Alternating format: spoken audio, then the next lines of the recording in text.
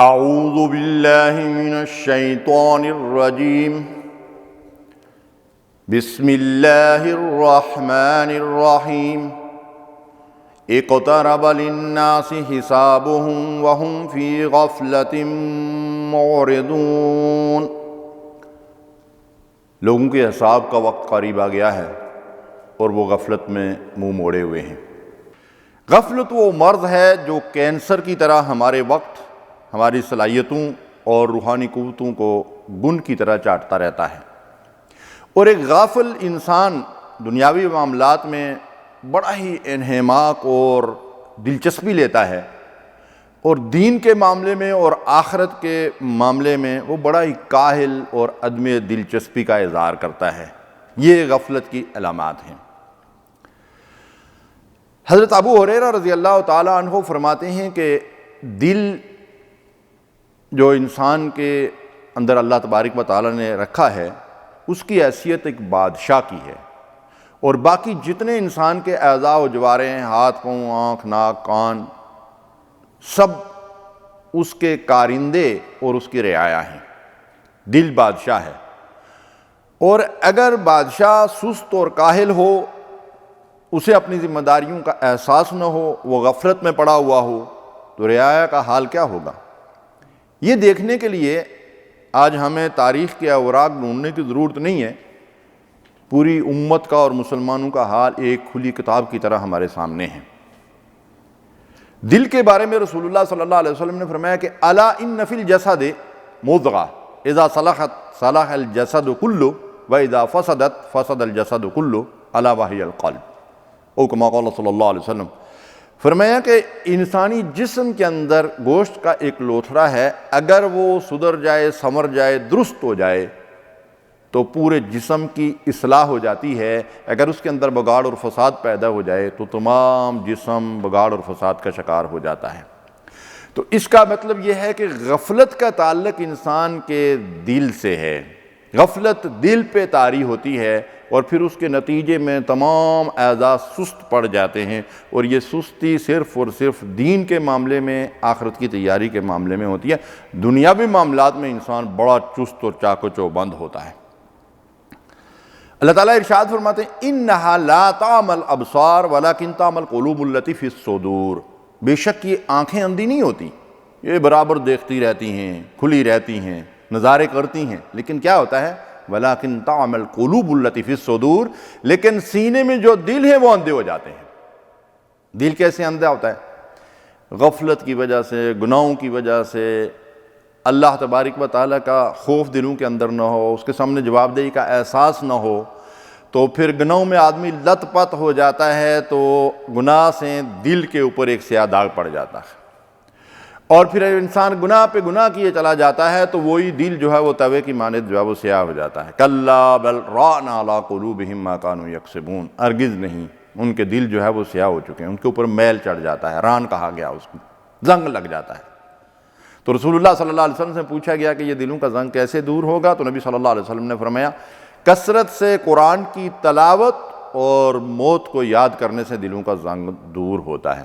لیکن قرآن مجید کو اگر سمجھ کر پڑھا جائے تو تب جو ہے وہ دلوں کا زنگ دور ہوتا ہے، کہ قرآن سمجھ میں آتا ہے، پھر اس کا فہم حاصل ہوتا ہے، پھر آدمی اس کے مطابق عمل کرتا ہے، تو اس کے ذریعے سے دل کا شیشہ جو ہے وہ صاف اور شفاف ہو جاتا ہے، اور موت کو یاد کرتا ہے آدمی، تو موت کے بعد والی زندگی جو ہے اس کے لیے انسان تیاری کرتا ہے، تو پھر اس کو غفلت سے جو ہے وہ نجات ملتی ہے۔ نبی صلی اللہ علیہ وسلم نے فرمایا من حسن اسلام المرء ترکہ ما لا یعنیہ، ایک مسلمان جس سے اس بات کا احساس ہو کہ میں نے مر کر اللہ کے سامنے اپنی پوری زندگی کا حساب دینا ہے، اس کے اسلام کی خوبی اس چیز میں ہے کہ وہ لا یعنی کاموں سے دستبردار ہو جاتا ہے، بے فائدہ کاموں سے، فضول قسم کے کام، کھیل تماشا ہے، گانا بجانا ہے، ہنسی مذاق ہے، گپ شپ ہے، موبائل میں کے ساتھ جو ہے وہ گھنٹوں لگے رہنا ہے، حتیٰ کہ بھوک اور پیاس اور نیند کی بھی جو ہے وہ مطلب یہ ہے کہ کوئی احساس نہیں ہوتا۔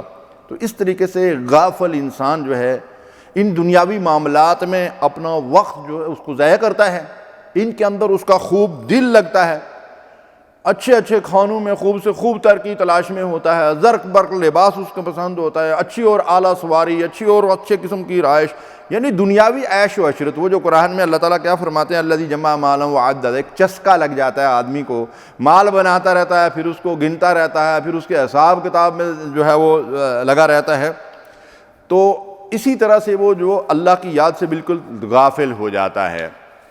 یقول اہلکت مالا لبدا، پھر اس مال کو جو خرچ کرتا ہے کس پہ، علالوں تلالوں پہ، عیاشیوں پہ، نمود اور نمائش پہ، شہرت اور ناموری کے کاموں میں، اور پھر کہتا ہے یقول اہلکت مالا لبدا، میں نے فلاں کام پہ اتنے خرچ کیے جناب، اتنے لوگوں کو بلایا، اتنے کی دعوت کی، اتنے من میں نے مطلب یہ ہے کہ اس کے اندر بکرا لگایا، خوب نمود و نمائش کے لیے جو ہے مطلب یہ ہے کہ بڑے فخر سے ان چیزوں کا ذکر کرتا ہے۔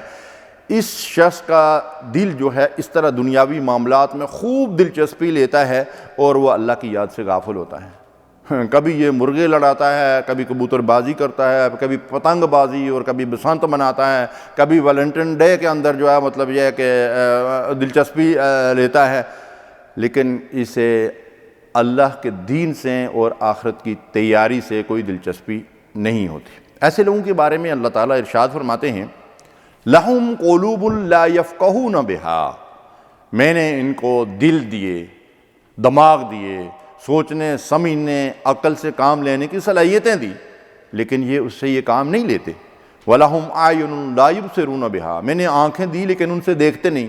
مراد یہ نہیں کہ دیکھتے نہیں ہیں، وہ خواہشات نفس اور شہوات کی چیزوں کو بہت اچھے طریقے سے دیکھتے ہیں، دنیاوی مفادات کو بہت اچھی طرح سے دیکھتے ہیں، لیکن حق کو دیکھنے کی صلاحیت ان کی آنکھوں کے اندر نہیں ہوتی۔ وَلَهُمْ آذَانٌ لَا يَسْمَعُونَ بِهَا، ان کے کان تو ہیں لیکن وہ سنتے نہیں، جانوروں کی طرح ہاں ہو تو سنتے ہیں لیکن حق کی آواز کو نہیں سنتے، ان پہ کان نہیں دھرتے اور ان پہ توجہ نہیں دیتے۔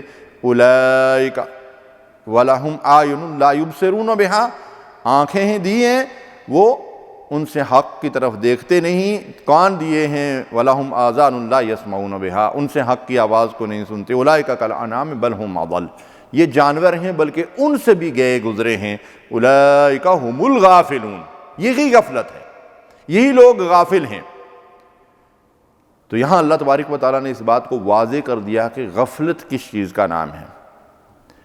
اب نیکی کے کاموں میں ان کی عدم دلچسپی اور دنیا کے معاملات میں جو ہے وہ خود دلچسپی لیتے ہیں۔ اب نماز کا معاملہ ہے تو وَإِذَا قَامُوا إِلَى الصَّلَاةِ قَامُوا كُسَالَىٰ، سستی اور کائلی سے نماز کے لیے اٹھتے ہیں۔ جیسے سید ابو العالیٰ مودودی رحمۃ اللہ علیہ نے اس آیت کی تفسیر میں لکھا ہے کہ جب ایسا کاہل اور سست آدمی مسجد کی طرف جا رہا ہو تو یوں پتہ چلتا ہے کہ وہ جا نہیں رہا بلکہ کوئی چیز اسے کھینچ کر لے جا رہی ہے، یعنی جبراً مطلب یہ ہے کہ اس کو کھینچا جا رہا ہے۔ خوشی سے، محبت سے، ذوق اور شوق سے اللہ کے کاموں کے اندر جو وہ دلچسپی نہیں لیتا۔ قاموا کسالیٰ، سستی اور کائلی سے اٹھتا ہے۔ یراؤن الناس، دکھلاوے کے لیے نماز پڑھتا ہے۔ ولا یذکرون اللہ الا قلیلا، نماز میں تو اس کا دل ہی نہیں لگتا، اس لیے وہ تھوڑا سا اللہ کا ذکر کرتا ہے اور اس کے بعد بھاگ کر نکل کھڑا ہوتا ہے۔ اسی طرح اگر کسی ذکر کی مجلس میں بیٹھ جائے، درس قرآن ہو رہا ہو، کوئی بلائی اور خیر کی بات ہو رہی ہو، تو فوری طور پر اس کے اوپر نیند کا غلبہ آ جاتا ہے، وہ جمعیاں لینے لگتا ہے۔ نماز کے حوالے سے ایک اور بات یہاں آتی ہے کہ وَإِنَّهَا لَكَبِيرَةٌ إِلَّا عَلَى الْخَاشِعِينَ، یہ نماز بڑی باری ہے، اس کے لیے ایک پہاڑ ہے، اللہ تعالیٰ فرماتا ہے، وہ اس کے لیے اٹھانا بڑا مشکل ہوتا ہے۔ بخاری شریف کی روایت ہے کہ ایک مومن جو ہے اگر اس سے کوئی معمولی غلطی سرزد ہوتی ہے تو وہ ایسے محسوس کرتا ہے کہ جیسے کسی پہاڑ کے نیچے آ گیا ہے اور وہ کراہ رہا ہے، چلا رہا ہے اور اس بات کی کوشش کر رہا ہے کہ کیسے جلدی سے جلدی میں اس سے نکل جاؤں۔ یعنی مومن کی شان کیا ہوتی ہے؟ معمولی غلطی ہوتی ہے تو وہ اللہ کی طرف رجوع کرتا ہے، روتا ہے، آنسو بہاتا ہے، گڑ گڑاتا ہے، اللہ سے معافی مانگتا ہے۔ اور ایسے سست اور کاہل لوگوں اور منافقین کے لیے فرمایا کہ وہ بڑے سے بڑا گناہ کر کے یوں محسوس کرتے ہیں جیسے ناک پہ بکھی بیٹھی تھی اور اس کو ایسے کر کے اڑا لیا، پرواہ نہیں، غفلت میں پڑے ہوئے ہیں۔ اور اسی طرح مطلب یہ ہے کہ اگر آپ ایسے غافل لوگوں کے ہاتھ میں قرآن مجید دے دیں، اس کی طرف توجہ دلائیں، تو قرآن ہاتھ میں لیتے ہی ان کی آنکھیں بند ہونا شروع ہو جاتی ہیں۔ کوئی دینی کتاب ہاتھ میں لیں گے تو فوری طور پر مطلب یہ ہے کہ ان کو نیند آنی شروع ہو جاتی ہے، غنودگی طاری ہو جاتی ہے، قرآن نہیں پڑھ سکتے، اللہ کا ذکر نہیں کر سکتے۔ اللہ فرماتا ہے وَمَن يَعْشُ عَن ذِكْرِ الرَّحْمَنِ، نقید لہ شیطانا فہو لہ قرین، جو اللہ کی یاد سے غافل ہو جاتا ہے ہم اس کے ساتھ ایک شیطان کو لگا دیتے ہیں، وہ اس کا دوست بن جاتا ہے اور پھر اسے ورغلاتا ہے، کبھی فلمیں دکھاتا ہے، کبھی گانے سناتا ہے، کبھی حرام مال کی طرف، کبھی زنا کی طرف، کبھی شراب کی طرف، کبھی رقص و سرود کی مجلسوں میں، کبھی کہیں اس کو بھٹکاتا ہے، کبھی کہیں اس کو بھٹکاتا ہے۔ کون؟ جو اللہ کی یاد سے غافل ہو جاتا ہے۔ یہ غفلت بہت بڑا مرض ہے۔ فرمایا وَلَا تُطِعْ مَنْ أَغْفَلْنَا قَلْبَهُ عَنْ ذِكْرِنَا وَاتَّبَعَ هَوَاهُ وَكَانَ أَمْرُهُ فُرُطًا۔ اللہ تعالیٰ ارشاد فرماتے ہیں کہ اس شخص کی بات مت مانو، اس کی اطاعت مت کرو جس کے دل کو ہم نے اپنی یاد سے غافل کر دیا۔ یہاں اللہ تعالیٰ ہمیں جھنجھوڑ رہا ہے کہ اللہ کے باغیوں اور نافرمانوں کی مجلس میں مت بیٹھو، ان کی اطاعت مت کرو، ان کے پیچھے مت چلو۔ وَاتَّبَعَ هَوَاهُ، وہ خواہشات نفس کی پیروی کر رہا ہے، وَكَانَ أَمْرُهُ فُرُطًا، اور اس کا ہر معاملہ جو ہے افراط و تفریط کا شکار ہے۔ تو ناظرین کرام، سامعین محترم، یہ غفلت بہت بڑی بیماری ہے، اس سے ہمیں بچنا چاہیے، اس سے نجات حاصل کرنا چاہیے اور اللہ تعالیٰ کی اطاعت و فرما برداری میں لگ جانا چاہیے کہ اسی میں ہماری اخروی کامیابی ہے۔ وآخر دعوانا الحمدللہ رب العالمین۔